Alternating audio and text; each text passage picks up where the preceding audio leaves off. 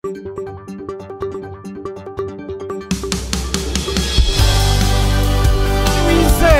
urabona ubwiza bw'Imana, ubwiza bw'Imana bukugira special. Nimba ubyizera uvuga uti amina.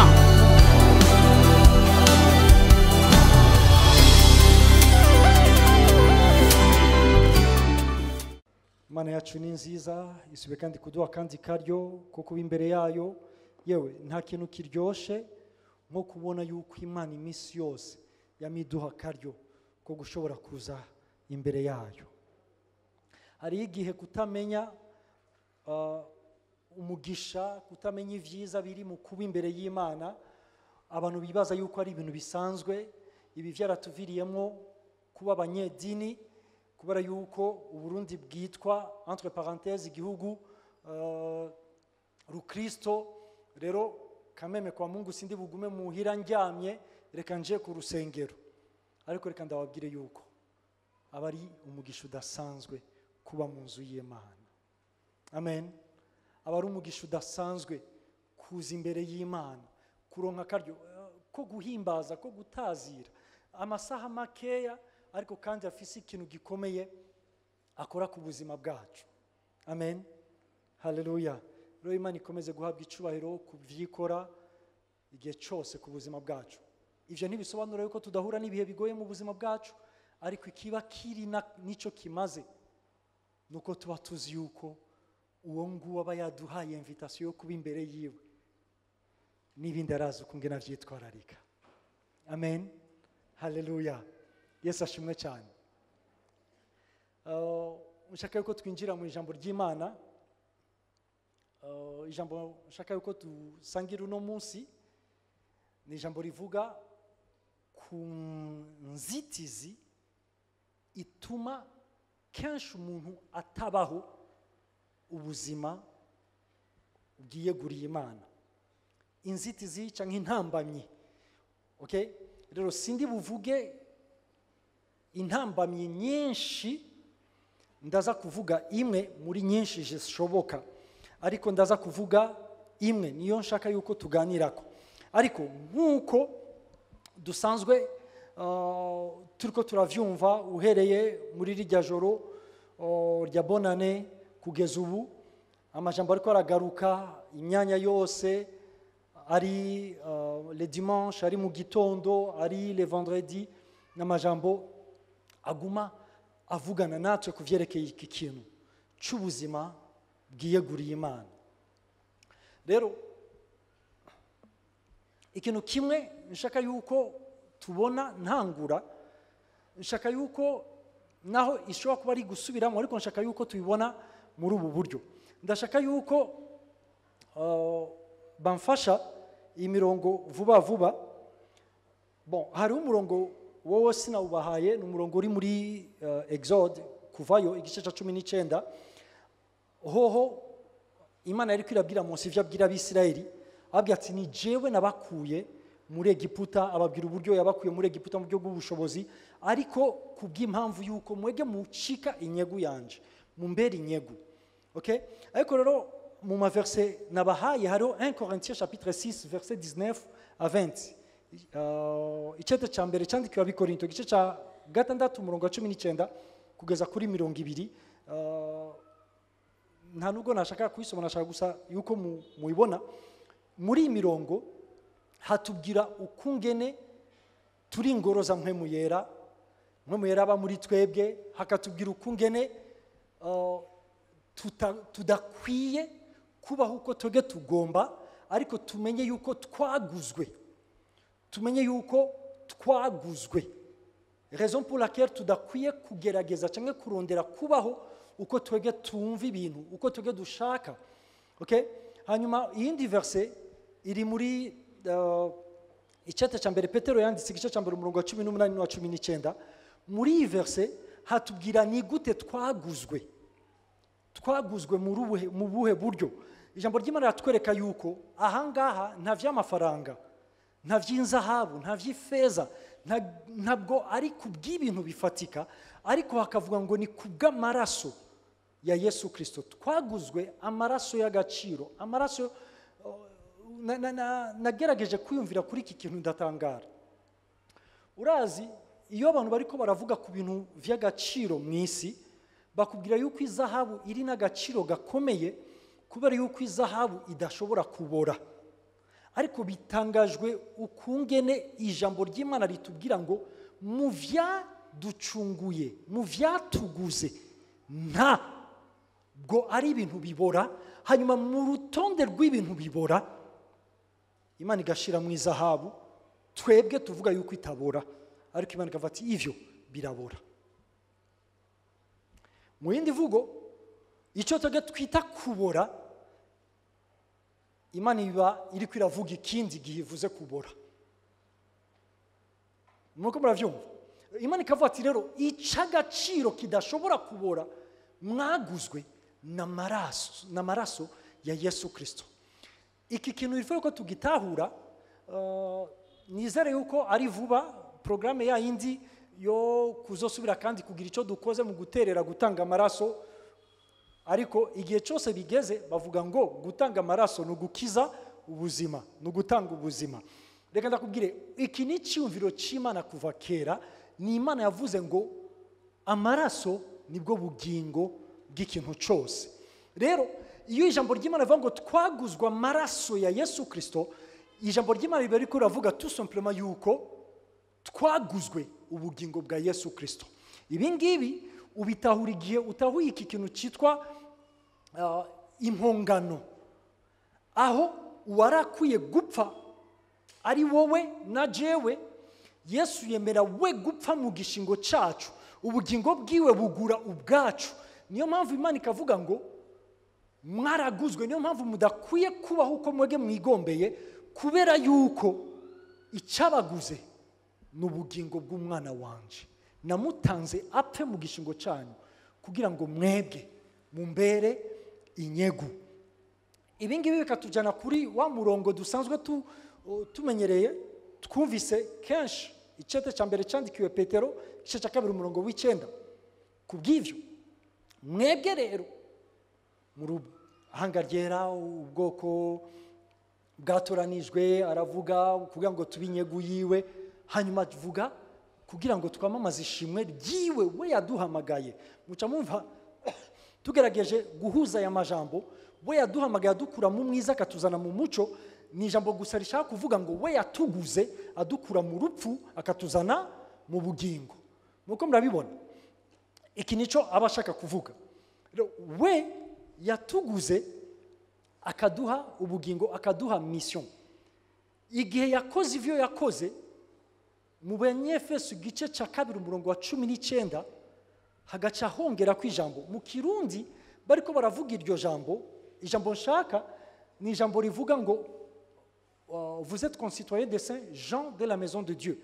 Bon, no mu Kirundi bavuga ukunguko, ariko ari izindi version z'icyongereza n'iz'igifaransa bo bavuga kuri iri jambo, bo bavuga ngo muri abamembre, muri abantu bagize famille y'Imana. Vous êtes membre de la famille de Dieu. Muri abantu bagize umuryango w'Imana. Okay? Ishobora kuba ariko nguko bagerageje gusobanurira ijambo bavati muri abantu bo mu nzu y'Imana, kuko icyumviro nuko abo mu nzu y'Imana bapartena ku Mana. Okay? Rero igihe yakora ivyo yakoze vyose mu kuduhamagara, mu kutugura amaraso ya Kristo, nukugira ngo ducike abo mu nzu yiwe, ducike abantu bagize umuryango wiwe, tube famille yiwe hano mwisi. Abantu bose bashobora kubona, batubonye bakavuga ngo nkuko tuvuga ngo uyu ngo ni mwene naka, uriya nawe ni mwene naka. Hanyuma ikindi gihe bakavuga ngo ya ngwasha ngwisasira va ku cuma, baravye ukungene naka asana naka se wiwe. Siku ikindi gihe bakuvuga ngo ngwasha mwifizi y'intama itendera nkase. Igihe cyose baba bariko baravuga ngo uravye uyu ucumubonamwo umuryango avamwo, umuvyeyi wiwe. Rero iki ni Imana yakoze biriya bindi vyose yakoze idushiraho kugira ngo tube famiye yayo hano mu isi, mu buryo abaturaba bose babone famiye y'Imana. Bakubonye bavuge ngo mwene Mana, bavuga ngo isasi riva ku cyuma, asha imfizi y'intama itendera nka se. Uburyo abayeho ararefleta, aragaragaza umuvyeyi wiwe. Yesu ashimwe cyane, amen.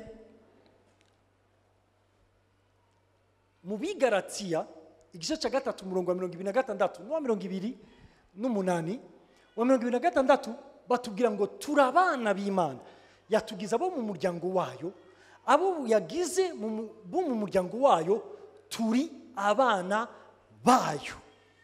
Abana bayo mbere ya vyose bitavuye ku vyo jewe canke wowe ukora, bivuye mu kwizera Yesu Kristo, kuko niwe yatubereye impongano mu gihe twari dukwiye gupfa. Yemeye gupfa kugira ngo twege tugire gute, tubeho. Iki nico kitugira abana b'Imana. Hama ku murongo wa 28 bagaca bavuga ukungene twese rero abana b'Imana tumenye yuko turi umwe. Haravuga nta tandukaniro rihari, ari umuyahudi, ari umugiriki, ari uwidegemvya, ari imbohe cyangwa umuja. Aravuga ngo nta tandukaniro rihari kukubize cyane, kubatize cyane. Aravuga ngo nta tandukaniro rihari abo muri ubu bwoko cyangwa mu bundi bwoko. Arerekana yuko ayo ma difference yose abantu duha agaciro igihe umuntu yizeye Yesu Kristo aravaho. Tuba tugize famiye imwe, tuba ducitse ubwoko bumwe, turabana b'umugabo umwe. Okay? Iki nico Imana yatugize cyo muri Kristo Yesu. Niyo mpamvu fet avuga muri Yohana 1:12 ngo igihe bamwizeye Yesu Kristo, abo ngabo bahawe ububasha bwo gucika abana b'Imana. Nshaka yuko mwumva iki kintu turiko turavuga ku vyerekeye kuba inyegu y'Imana, kuba consacré ku Mana, kwiyegurira Imana, ariko dutahure yuko ukwiyegurira kwacu Imana ntabwo gushoboka, ntigufise sens, ntigufise insobanuro mu gihe tudatahuye yuko twegukira Imana kubera yuko ariyo yabanje kutugira ico turi cyo. Niyo yatugize mbere ya vyose inyegu zayo, niyo yatugize abayo, niyo yatugize abana bayo, abo mu muryango wayo. Rero negukiye Imana kubwa Yesu Kristo, igikorwa yakoze. Yarancunguye, yarankuye mu rupfu amu bugingo, yarankuye mu mwiza anzana mu muco, yarankuye mu kuba uraho angira uwo mu nzu y'Imana. Ikintu gikomeye rero kiri ngaha niki, ni gute icyo Imana yangize cyo no kibamo cyo cika ubuzima kuri jewe. Nshaka yuko turabira hamwe iri jambo riri mu Baroma igice cya 6 umurongo wa 11. Abaroma igice cya 6 umurongo wa 11, ijambo Paul yariko arabwira ishengero mu cyumviro rusangi, yariko arabereka igikorwa cyakoretse cyatumye abizera Yesu Kristo bababarirwa ivyaha, bakurwa ku muvumo. Aravuga vyose vyahindutse, ariko aravuga ngo iki ni ikintu cyabaye, niko kiri. Hanyuma agaca avuga rero iri jambo rikomeye mu gifaransa avuga ngo regardez-vous comme mort au péché et comme vivant pour Christ, pour Dieu en Jésus-Christ. Mu Kirundi sinzi uko bavuga ngo nimba ari mwifate umengo niryo jambo rikoreshwa, siko? Ariko nshaka yuko mubona iki kintu. Iyo Paul ariko aravuga ngaha, ntabwo ari jewe kwigira nk'umuntu yapfuye ku cyaha akaba ari muzima ku bw'Imana. no si ibyo paul ashaka kuvuga ngaha. Paul ariko aravuga ngo wewe waramaze gupfa ku cyaha, rero uri muzima ku Mana kubwa Yesu Kristo.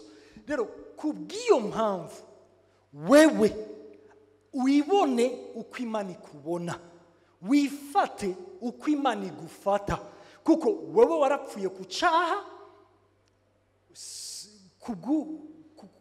Kubw'iyo mpamvu uriho kubw'Imana, uko niko Imana ikubona. Ni igikorwa cyaheze, si igikorwa gikoreka cyangwa kiriko kirakoreka cyangwa kizokoreka, ni igikorwa cyaheze. Rero mwebwe babanzi mwegukiye Imana, muri nyegu y'Imana yagize abayo ikabagira abo mu nzu yayo, ikabagira abana bayo, mumenye yuko nico muri cyo rero aba ariko mwifata. Niyo mpamvu mu Bifilipi 2:11 acavugira ijambo.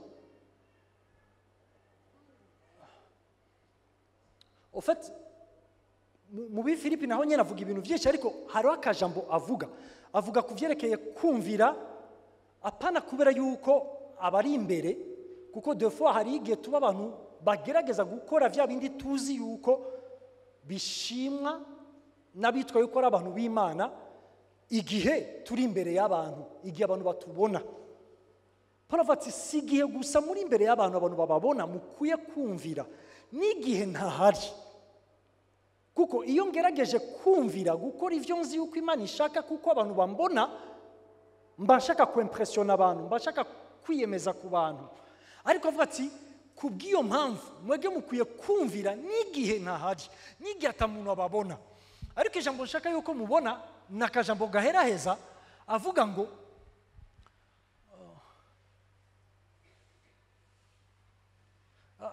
hariho agaparti kandi mutashizeko, kari hejuru, ok, bavuga ngo travaillez à votre salut avec crainte et tremblement. Uri kurumvira ijambo mu Kirundi bavuga ngo nimushitse agakiza kanyu. Iri jambo mengo muwegukiye undi muntu wese, baho icyo kintu. Rero nico ijambo ry'Imana riko ravuga, tangura kwibona uko nyene Imana ikubona.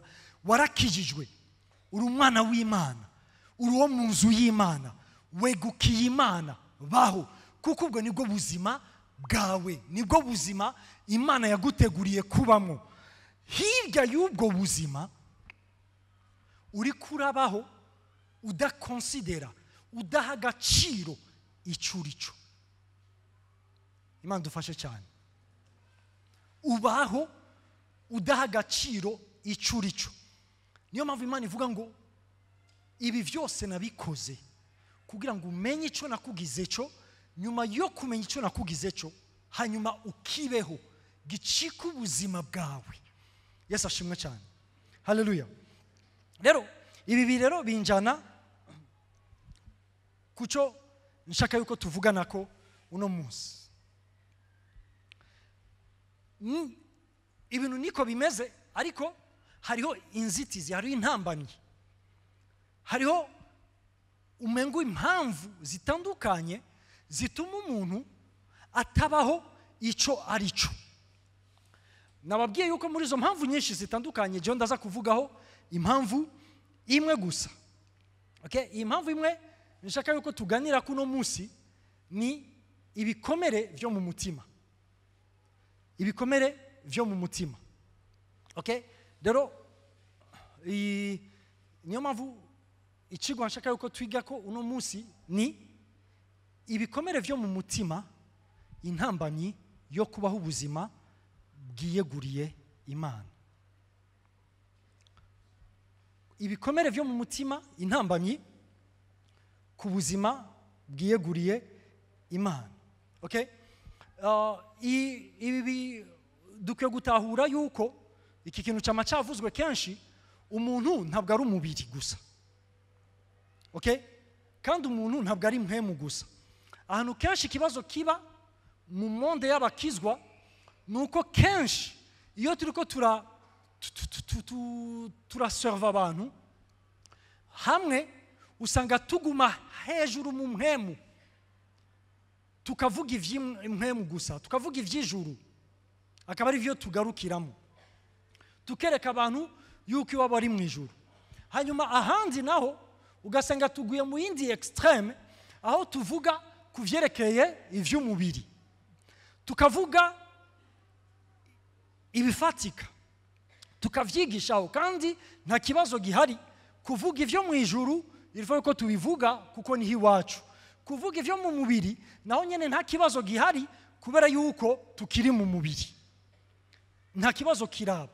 Ariko ikibazo kenshi aho kibera nuko kenshi ibijanye n'umushaha, iki kintu turacibagira, turacirengagiza, kandi umuntu ntabwo ari impemu gusa, nta nubwo ari umubiri gusa.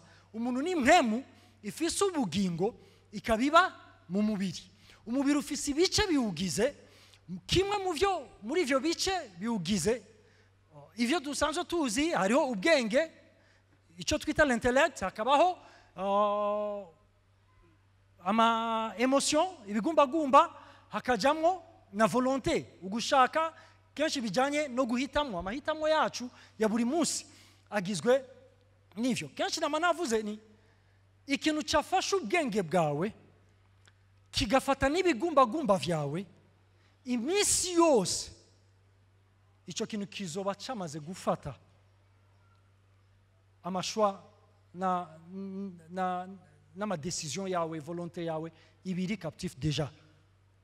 Ivyo ushaka, ivyo uza guhitamwo vyose biba vyafashwe mpiri igihe ubwenge bwawe bwamaze gufatwa n'ibigumbagumba vyawe byamaze gufatwa.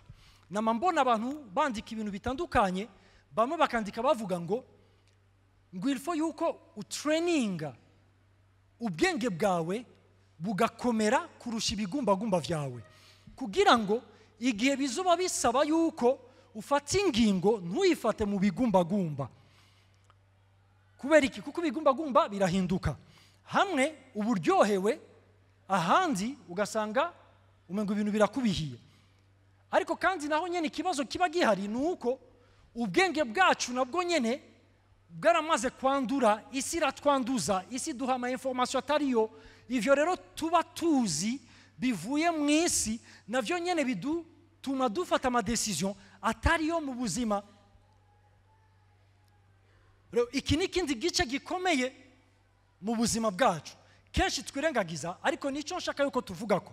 Iyo mvuga ku vyerekeye ibikomere vyo mu mutima, mba nshaka kuvuga ku vyerekeye ibikomere mu mushaha. Okay? Ubwenge bwacu burigishwa, buratozwa indero, ariko ibigumbagumba vyacu ntuvyigisha, ntibikunda. Ibigumbagumba vyacu ntubitoza indero, kuko iyo vyakomeretse bisaba kuvurwa bigakira. Amalogike yose wazana ku muntu afite igikomere mu mutima wiwe ntabacumvikana, nibiba bishoboka. Rero icyo abakeneye niki? Ni ugukira. Ikibazo rero gihari nikiye?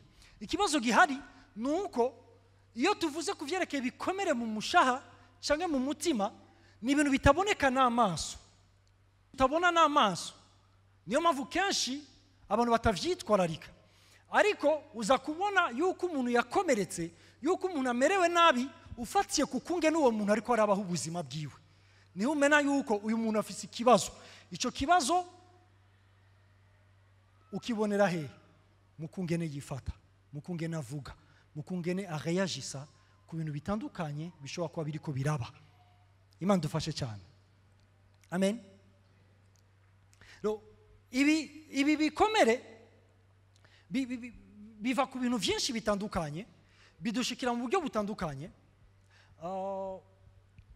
Nshaka yuko wiyumvira umva uko twebwe tumeze. Hari igihe uhura n'umuntu ugasanga hari icyo wakoze kikamubabaza, hanyuma nyamuntu agaca yifata ukuntu, hanyuma nawe ukava ati na wewe ngo icyo nicyo cyari kukubabaza. Nama nabwiye abantu, ni mwebwe mufite ikibazo. Mbega murabona umuntu yagonzwe n'imodoka akavunika, mumaze kumubona? Mumaze kumubona? Hanyuma agaca ahurira kwa muganga, n'ubundi yagonzwe n'ikinga akavunika,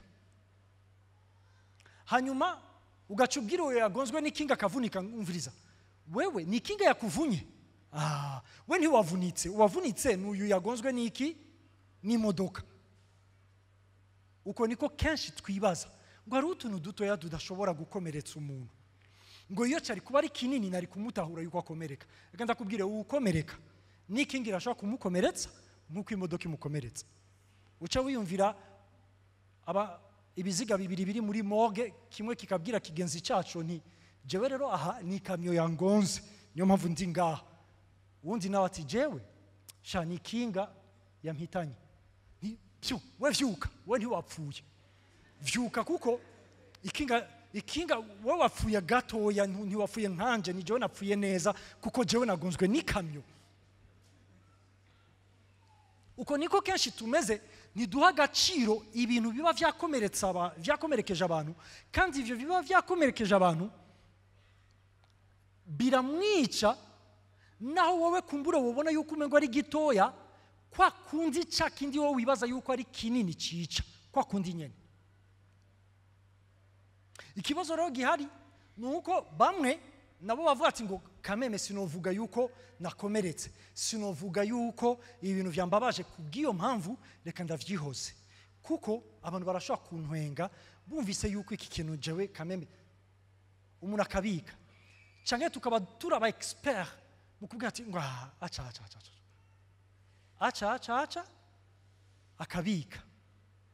akabika igikomere, kwa kundi biba biri ku mubiri, ico nyene co mu mutima naco nyene kiraba infecté, kikabora, kikanuka. Yewe kwa kundi nimba ari kera ndi umwana twakinaga football, hari abantu batizera yuko jewe nzi gukina football, abagenzi banje bo barabizi yuko ndi meilleur, ndabakubita icenga bakaryama hasi. Ovet tukira abana twakinaga football mu barabara. Sasa rimwe ndatsitara kuno, hanyuma nkaca niyumvira rero urwo rwara, ndabani aha ninashika muhira, asha mama ntakinya araza gukuraho. Kubw'iyo mpamvu reka ndavyihoze sindamubwire. Hanyuma uko kuvyihoza kutagira ico ndamubwiye, hariho systeme twakoreshaga, nasanze yuko iyo sitoge gusaba mu Nyakabiga, nabonye n'abandi babikora, twacaga dufata umusenyi tugashirako. Sasa ufite umusenyi ukahura n'amaraso, kigaca cyuma kigakomera, ugaca uvuga ati nakize. Nibuka ijoro riraho vyanse yuko nsinzira, cazanya amashira kiriko kirandya, ndakoma induru, numva imisonga. Hagati mu ijoro mama aravyuka, afata amazi ashushe y'akazuyazi, ashiramo umunyu, afata igitambara, akurako kwanza wa musenyi wose, akurako amashira yose, na rwara nanse yuko akuraho, agenda yarukuyeho. Buke yanzindukana kwa muganga, bantera aro inshinge baduteraga kera penicilline, bateraga duke kuko ngene yababazaga. Yewe jewe nta nubwo bayinteye rimwe, nta nubwo bayinteye kabiri, natewe rimwe turataha, buke yansubizayo kugeza igihe igikomere kiza kumira. Nari ndiko ndabwira abantu bamwe baraho, ejo bundi nariko ndacokoza madami, ndamubwira ati mfite inzara nziza,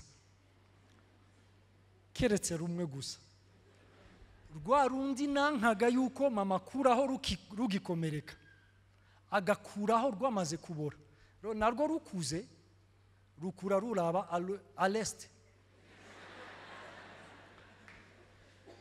Ofate igikomere udashaka kuvura none, ejo kizokubera ubumuga, hanyuma vya bindi wirata bize gusukwamo amazi, ni ingaruka za ca gikomere ku buzima bwawe. Imana dufashe cyane. Niyo mpamvu rero ari ikintu kiri ngombwa cyane yuko ikintu cyitwarariko. Rero kenshi ibi bintu bizana, iyo umuntu yakomeretse agira umururazi, agira uburakari, agira ishavu mu buzima bwiwe. umuntu akagira ikintu cyo kujingitwa cy'umururazi mu mutwe, umuntu akabaho atamunezero nyawo afise. Kenshi aba bantu baca bagerageza kurondera umunezero uri artificiel mu buryo bwo kujya mu bintu bibaza yuko ari byo bakuramo umunezero, ariko ivyo byose ntibishobora gutuma imitima yabo iryoherwa nk'uko yari ikwiye kuryoherwa, kuko impamvu y'uwo mururazi mu mitima yabo utewe n'ikibazo kiri mu mitima yabo kitabaye traité, igikomere kitigeze kivurwa. Ahandi ivyo abandi ugasanga bagize urwanko, abantu bakabaho mu rwanko, bakadevelopa urwanko hagati yabo n'abandi bantu bivuye mu bikomere. Abandi kikaba ari kwisuzugura, abantu bakabura self confidence. Uno munsi nandiko ndabwira abantu turiko turigana classe ya mbere, ni uno munsi terme igezweho ni ya coaching.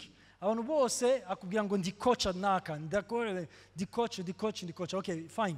Abati rero coaching y'uno munsi bakubwira ngo il faut yuko ugira self confidence, wiyemera wowe nyene, wumve yuko ushoboye, wumve umenye yuko solution y'ibibazo byose iri muri wowe, tukamotiva abantu. Ivyo byose je ndavyemera, ariko ikibazo ni ikihe? Nuko uwakomeretse ntabwo ari positive motivations zishobora gutuma agira self confidence. Uwakomeretse ntabwo ari ayo majambo yo kumubwira ngo menye ibi ngucuba, abanza gukira. Atari uko nguko abaho yisuzugura, abaho azi yuko atacashoboye, n'abagerageza kwinanata bakaca binjira muri competition n'abandi kugira ngo mbone yuko nshoboye, ifo yuko ndengana naka. Imana dufashe cyane. Ibi bikatwica bikatumaraho, abantu bakadevelopa uburyarya muri bo bivuye mu bikomere. Imana dufashe cyane. Sasa ifo ko tumenya iki kintu, ibikomere mu mitima yacu cyangwa mu mushaha biratwiba identite yacu, biratwiba karanga kacu. Nababwiye icyo turico siko, ibikomere biratwiba notre identite, bikaduha kuba abandi bantu tutari turibo. Munyumve neza, Imana yatugize cyo niyo yakigize, nta kindi kintu gishobora kugihindura, kuko Imana ikoze nta muntu n'umwe ashobora kugihindura atari Imana yonyene. Icyo yatugize cyo notre identité iracari ya yindi nyene, ariko uburyo tuza kubaho ubundi buzima, tugapresenta yindi identité atari identité yacu. Ibikomere biraza bikatubuza kubona impamvu yacu yo kubaho, bigatuma tutabona icyo Imana yaduteguriye gushikako mu buzima. Ibikomere bituma umuntu abaho, umwe akishiriraho ama objectif, akishiriraho ivyo ashaka gushikako mu buzima, kandi kibabaje uno munsi objectif ya mbere ikomeye abantu bashaka gushikako bishirirako ni gutunga,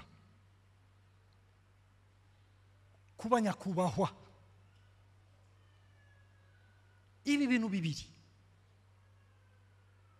kuko tuzi yuko kubaho neza kwacu kugizwe n'igiceri, cyangwa kubaho neza kwacu nuko mba umuntu akomeye, abantu bose batinya, abantu bose bunamira, abantu bose baza bakavuga ati nyakubahwa. Ariko reka ndababwire yuko iyo siyo mpamvu, siyo ntumbero y'Imana. Kenshi bikomere mu buzima bwacu biraza bikadukura ku intumbero nyayo, bikaduha iyindi ntumbero, ugasanga umuntu abayeho atabona impamvu Imana yagize gute, Imana yamuteguriye kubamo. Sasa nshaka yuko turabira hamwe ibikomere, mvuge bike, naho ari byinshi. Nshaka mfatire akarorero kuri Yona. Mfatire akarorero kuri Yona. Yona ndazi yuko benshi ari inkuru musanzwe muzi. Okay? Ugiye kuraba mushire ko Yona. Ugiye kuraba mvuge d'abord contexte ya kiriya gitabo. Yona ahantu aboneka handi atari mu kiriya gitabo ciwe ni mu gitabo ca kabiri c'abami, aho tubona ubuvugishwa bwa Yona ukungene bwari ubuvugishwa bukomeye bwazanye ivyizigiro ku Bisirayeli bukanabaha intsinzi kubansi kubabagwanyaga. Okay? Rero Yona yari umuvugishwa, yari umuntu akomeye, ariko kandi uri kuraraba muri context y'ubuzima bwiwe hariho ubwami bw'aba Ashuri. Abashuri ni Kirundi, les Assyriens. Ubwami bw'Abashuri ntabwo ari ubwami bwa Syrie, kuko bwari ubwami bubiri. Hariho ubwami bwa Syrie, ubwami bw'Abanyasiriya, hari n'ubwami bw'Abashuri, Assyrien. Okay? Aba bari abami bakomeye, ni ubwami bukomeye bwigeze kubaho mbere y'ubwami bw'Abakarudayo. Sasa aba bantu bagenda bakagwana bakanesha ibihugu, mu kunesha kwabo barica bakica bakonona, abantu bakamererwa nabi, abana bagasigara ari imfuvyi, abandi bakajyanwa ari inyagano. Hakagera igihe usanga n'ababa bavuga ngo barokotse bakagumara ngaho ari abakene. Ikindi kintu kibabaje Abanyasiriya bakoraga, bafataga nk'ubu baje bagatera ahantu, bafataga abantu bo muri icyo gihugu bakabajyana mu kindi gihugu, bagaca bafata abantu bo mu kindi gihugu bakaca babazana muri cya gihugu, kugira ngo bafeblise ibihugu byose bagiye bagwanya. Kuko bati naho twabanesheje barashobora gusubira kandi kujya hamwe bakazohaguruka bagasubira bakaturwanya. Rero kugira ngo tubafeblise, reka tubakure mu gihugu cyabo tubajyane mu kindi, bagaca bafata abahandi bakabazana muri icyo gihugu. Mu yindi vugo abantu baba bamaze gucika abanyantege nke. Rero aba bantu bagiriye ikibi kidasanzwe Abisirayeli. Ariko kandi twibuke Imana yacu ni Imana nyine imbabazi, siko? Ni Imana nyir'ubuntu. Naho umuntu yoba ari umunyabyaha gute, Imana ntabwo yifuza yuko agira n'umunyabyaha n'umwe apfa.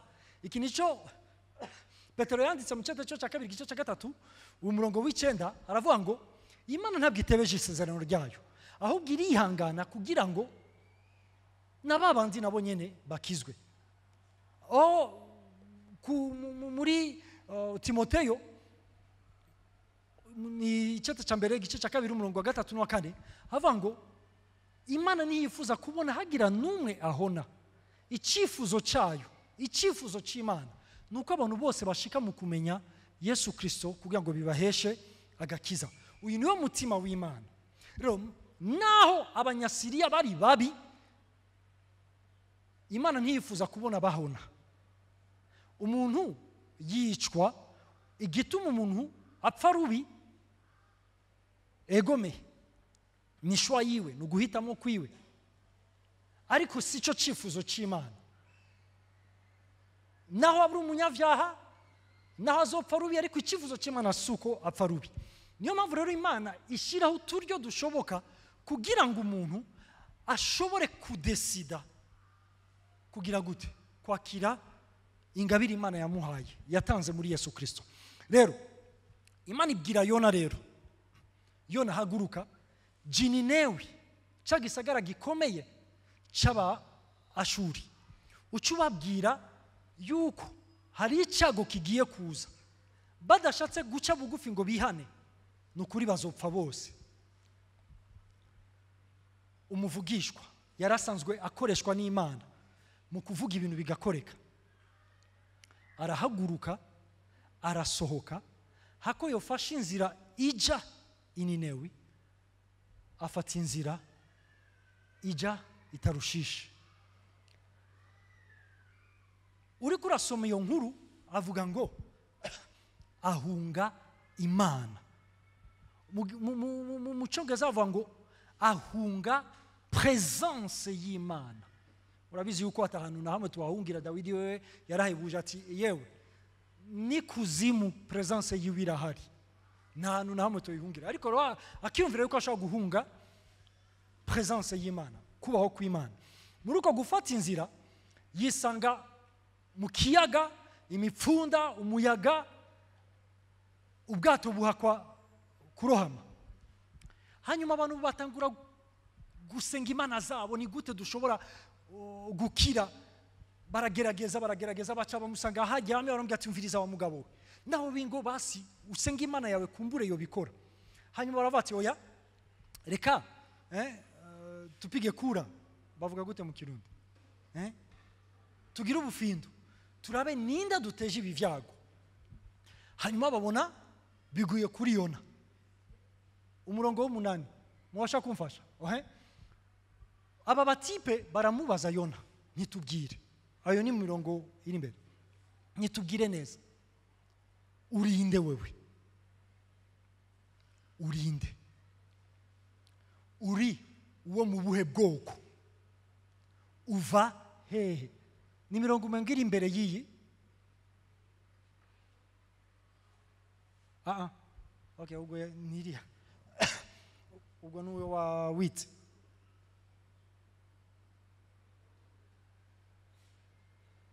Okay, ni wit nyene. Baca baramubaza bati enda utubarire, utumye duterwa ibi vyago, ukora igikorwa ki, uruwa hehe, uruwo mu kihe gihugu, urubwoko ki? Ushaka yuko murabi iki kintu. Aba bantu babonye icyago kibaye, batangiye kwiyenteroja, kwibaza ibibazo kuwo babona yuko ari we mpamvu y'ikibazo barimo. Hanyuma ku murongo w'9 rero inyishu yiwe, inyishu ya Yona, atangura kubabwira rero, jewe ndi umuheburayo, jewe ndiki ndi umuheburayo. Iki kintu umuheburayo ni izina ryahawe uruvyaro rwa Aburahamu uciye kuri Isaka no kuri Yakobo. Nibo biswe abaheburayo. Aba biswe abaheburayo, ushaka kumenya impamvu yabo yo kubaho, ucusubira kuri Aburahamu. Igihe Imana yahamagaraga Aburahamu, yamubwiye ngo wewe va muri ivyo vyose uze, hanyuma jewe nzokugira wewe umugisha ku mahanga, nzokugira isoko y'umugisha ku mahanga. Ico nico Imana yari yabwiye Aburahamu. Kenshi numvise abavuga butumwa iyo bariko baravuga kuri iri jambo ngo nzokugira isoko ry'umugisha ku mahanga, baca batangura kuvuga ibintu Aburahamu yari atunze, bakavuga ku butunzi bukomeye Aburahamu yari afise. Ariko ugiye mu gitabo c'Abigalatiya ucubona le contraire, ubona yuko twege tuinterpreta Bibiliya bihwanye n'ivyifuzo vyacu, apana uko Bibiliya ivuga ibintu. Kuko umugisha Imana yavugaga ku mahanga uzoca kuri Aburahamu, yavugaga Yesu Kristo na mpwemu yera. Nico ijambo ry'Imana ryavugaga mu Bigalatiya mu gice ca 3. Rero Imana ibwira Aburahamu ngo va ndakugire isoko ry'umugisha ku yandi mahanga. Icifuzo c'Imana kuri Aburahamu, kuri Isaka, kuri Yakobo n'uruvyaro rwe rwose, nuko amahanga yose ashikaho amenya Imana biciye muri Aburahamu n'uruvyaro rwiwe mu baheburayo. Ico nico cari cyumviro c'Imana. Iki ngiki ntikidutangaza kuri twebwe, kubera yuko yaraduhamagaye adukura mu mwiza aratuzana kugira ngo tumenyekanishe ishimwe ryiwe, tumumenyekanishe mu mahanga. Même mission niyo yari mission y'abaheburayo kera, niyo mission y'ishengero ry'Imana uno munsi, niyo mission yawe uno munsi, niyo mission yanje uno munsi. yuko abantu bamenya imana biciye muri twebwe. Nico cyumviro cy'Imana. Sasa avuga ati ndi umuheburayo, aca yongeraho akandi kantu. Mu gifaransa bavuze ngo je crains l'Éternel. Version y'icyongereza ya NIV ivuga ngo I worship the Lord. Ndi uhimbaza Imana. Mu zindi version amplifiée bakoresha ijambo ngo I reveal fearfully and worship the Lord. Mu bihugu byose habaye ingorane nk'izabaye mu Burundi, iminsi yose haba hariho umugwi uvuka wo kugira ngo ufashe abantu kugira ngo bagire gute, basubire kandi kunywana, basubire kandi kubana, basubire kandi kunagura imigenderanire, kuko bashika ahantu bakabona yuko ayo makonfli yabo ataho ariko arabajana, ahubwo ariko arabasubiza inyuma. Ikibazo gikomeye cyabaye ni ikihe? Nuko mu kurondera reconciliation, mu kurondera gusubiza hamwe kw'abari mu matati, kenshi gufatiye ku bintu ngo murumva ngo jewe ngo baratwiciye abiwacu, baradusahuye, baratwivye, bagize ibi, twarahunze. Abandi namwe natwe muribuka igihe runaka bakoze ibi, bakorana biriya, bikaguma ivyo ngo ubu rero ilfo yuko muca muganira mubabarirane.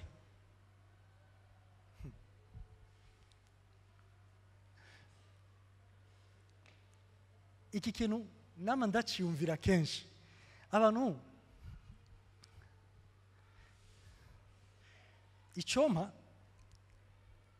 abantu bari muri iyi migwi bakumva iki kintu kiri important. Ndazi yuko iyo abantu batangiye gusohora agahinda, umubabaro bivanye n'ivyabashikiye, ari imwe mu nzira ifasha umuntu gukira.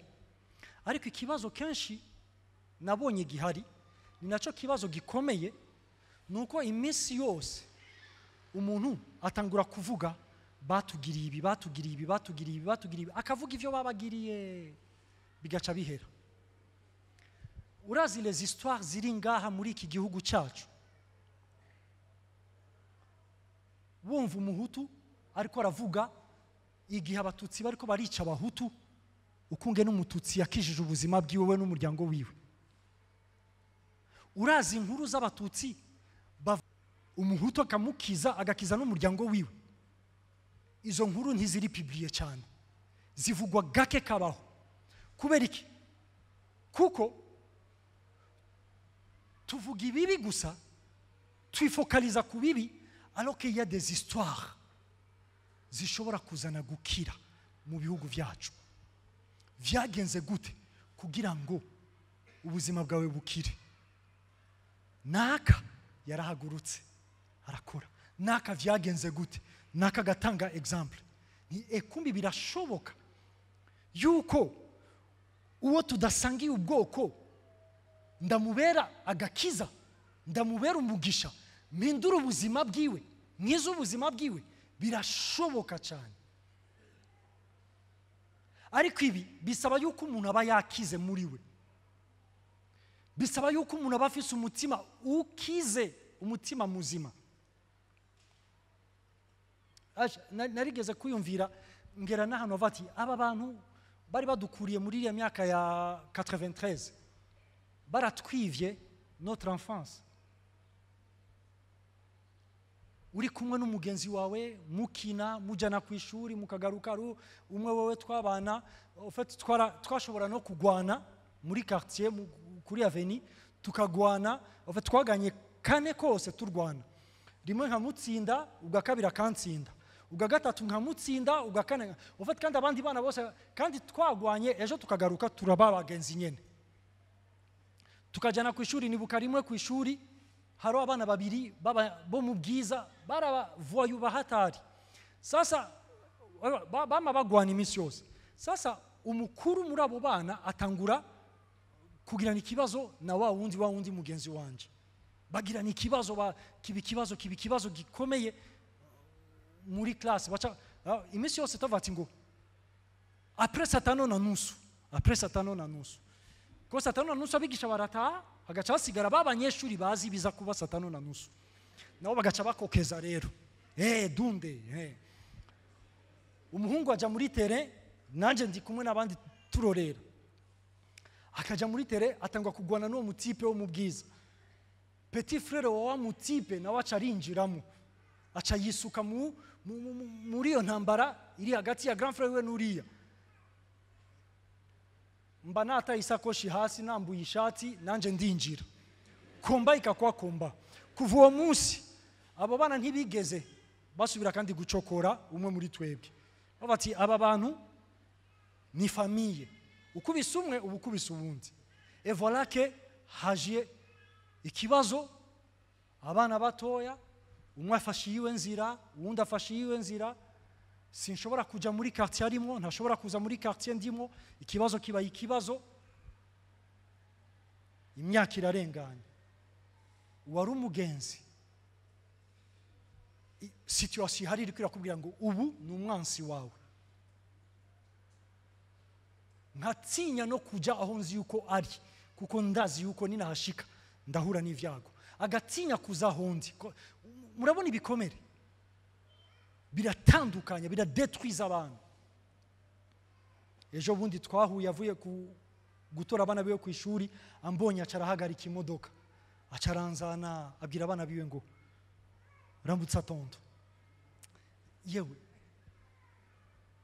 ndakubwire yuko ibikomere biratwica biratwonona bigahindura ubuzima bwacu abantu bari nico bamariraniye bagacika abansi urupfu rukaba urupfu ibintu bikononekara iki gihugu cyacu iyi region yacu ya EAC ikishobora gukiza abantu ndababwije ukuri nugukira ibikomere nico cyonyene aparsa tuzokoma turi mu ngorane za zindi nyene bamwe bazova ngo bariko barapenderera bariya kubera yuko hari ico bafana abandi nabo bakavati ngo ikibazo ibikomere yewe nibyo nashaka kuvuga byose biraheze umwanya wanje uraheze kandi ninashira ku yindi point bizaba biheze iza kuba saa sita na nusu munyemerere ndababwira iki kintu ndangiza iri jambo umengo sinaribahaye ariko umengo mundabire Jonas chapitre 3 Jonas chapitre 3 ok au fait kuri chapitre bavuga ukungene Yona amaze kuja ininewi agakora icyo Imana yari yashatse yuko akora abantu b'ininewi bose uhereye ku mwami niwe yatanze itegeko avati mwese muce bugufi ambura impuzu zanyu mwambara amagunira hama mutangure kugira gute mutangure kuririra Imana avati n'ibikoko vyanyu ntimubigaburire navyo nyene bije muri jene vyisonzeshe navyo muce mubifuka amagunira yari sinye ikimenyetso cy'uko abantu baciye bugufi hama igisagara cyose kirakira cyose abantu bariko baraharaga abantu bashika kuri 120,000 bose baba barakize kubera yuko Yona yahavuye agondozwa agakora icyo yarari sanse gukora ndagije mvuga kuri iki kintu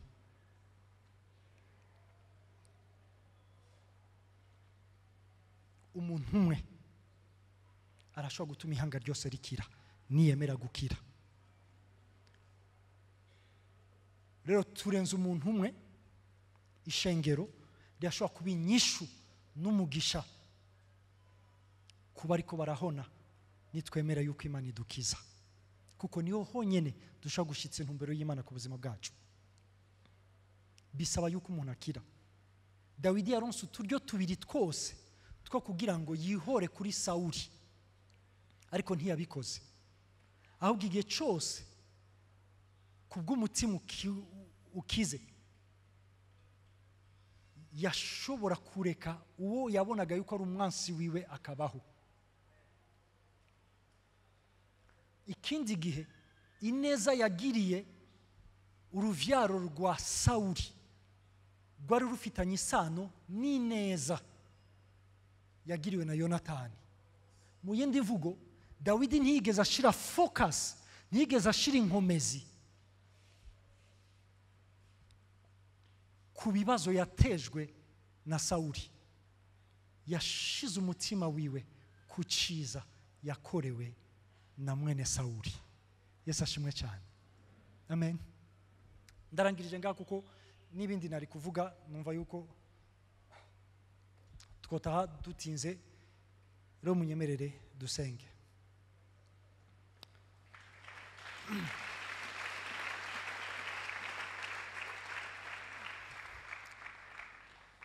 Uri ngaha, akantu navuze kuvyerekeye ibikomere mvuze juste mfatiye kuri ako karoro ka Yona k'ibikomere yatejwe n'ababonekaga yuko ari abansi babo, abantu bo mu bundi bwoko. Ico ni kimwe mu bikomere. Ibindi sinaronsa akaryo ko kubivuga ko kumbura Imana izatuha kandi karyo kuko tubiganirako. Ariko ico nshaka turangiza dusenga, mwasha guhaguruka, ni ukaburi hano, ukaburi hano, kuko ari igihe tuvuga ibintu nk'ibi ntabwo ari ibintu twigira, ariko ibi bintu bifitanye isano n'inkomoko yacu, bifitanye isano na appartenance yacu ku Mana no ku binyegu yacu ku Mana. Kandi ikitugira ab'Imana, ikitugira abegukiye Imana, ikitugira abapartena ku Mana ni ukwizera Yesu Kristo gusa. Niyo mpamvu nshaka ndagusabe, nimba uri ngaha ukaba uri ngaha wowe utarizera Yesu Kristo, aha sindiko ndavuga umuntu yinjira muri life center cyangwa umuntu yinjira mu mashengero y'abaporoti, kuko abantu barabikonfonda bakibaza yuko kuba yinjira mu baporoti cyangwa muri life center ngo rero ngo ni umwana w'Imana. Bisabwa yuko uvyarwa n'Imana kugira ngo ube umwana wayo. Kugira ngo uvyagwe n'Imana bisaba yuko wizera Yesu Kristo. Niyo mpamvu no gutumira kugira ngo tugufashe muri iryo sengesho. Ariko nshaka gusenga, sengera n'undi wese ari hano. Igikomere icyo ari cyo cyose ushobora kuba waragize mu buzima bwawe, naho navuze kuri icyo kimwe gusa, ariko ndazi yuko hari impamvu nyinshi zitari ibikomere. Ariko igikomere icyo ari cyo cyose ushobora kuba ufise mu mutima wawe kikagutera uko kujingitwa, kikagutera ako gahinda, kikagutera uwo mubabaro, kikagutera kwishushanya, kurondera ibintu bipfukapfuka hanze, urashobora gusuka umutima wawe imbere y'Imana. Urashobora gusenga kugira ngo Imana ikize umutima wawe. Niba ari ikintu umuntu yagukoreye,